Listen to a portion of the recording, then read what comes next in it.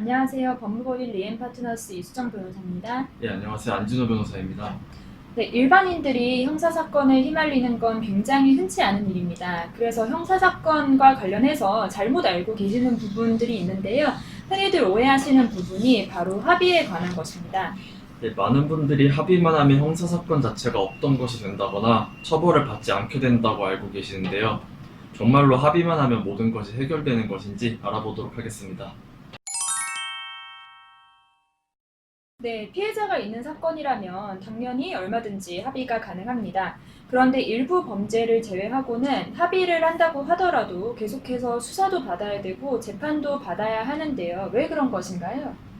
예, 합의서에는 원만하게 합의를 하였으니 처벌을 원하지 않는다거나 고소를 취하겠다는 등의 내용이 기재가 됩니다. 그런데 대부분의 형사사건은 고소가 있어야지만 형사사건을 수사할 수 있는 것이 아니기 때문에 합의를 하더라도 수사는 계속 진행되게 되는 것입니다. 네, 물론 친고죄나 또 반의사 불벌죄의 경우에는 얘기가 다릅니다. 흔히들 알고 계시는 모욕죄의 경우에는 피해자와 합의를 하면 형사사건이 종결되게 됩니다. 수사 단계라면 공소권 없음의 처분을, 그리고 법원 단계라면 공소 기각의 판결을 받게 되는 것이죠. 그렇다면 친고죄나 반의사 불벌죄가 아닌 일반 형사사건의 경우에는 합의를 할 필요가 없는 거 아닌가 이렇게 생각하실 수도 있겠습니다. 처벌을 받는지 받지 않는지에 대한 것과 처벌을 어느 정도 수위로 받게 되는지는 사실 별개의 문제입니다.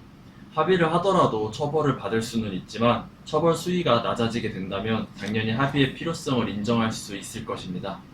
네, 맞습니다. 특히 재산범죄의 경우에는 합의가 굉장히 큰 효력을 발생시킵니다. 재산범죄는 재산적 피해가 보전이 되면 피해자에 대한 정신적 피해도 보존되었다고 보는 시각이 있습니다. 그래서 피해 금액이 크다고 하더라도 합의가 되면 집행유예가 선고되는 경우도 많다는 점, 이 점 참고하시면 되겠습니다.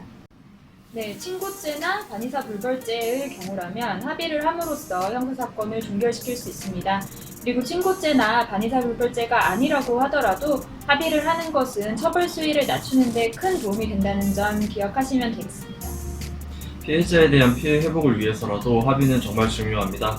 하지만 실제 법률적으로 의미 있는 합의서, 처분 불허서를 작성하려면 먼저 변호사에게 자문을 구하시는 것이 좋습니다. 궁금한 점 있으시다면 댓글 부탁드리고 구독과 좋아요도 함께 부탁드리겠습니다. 감사합니다.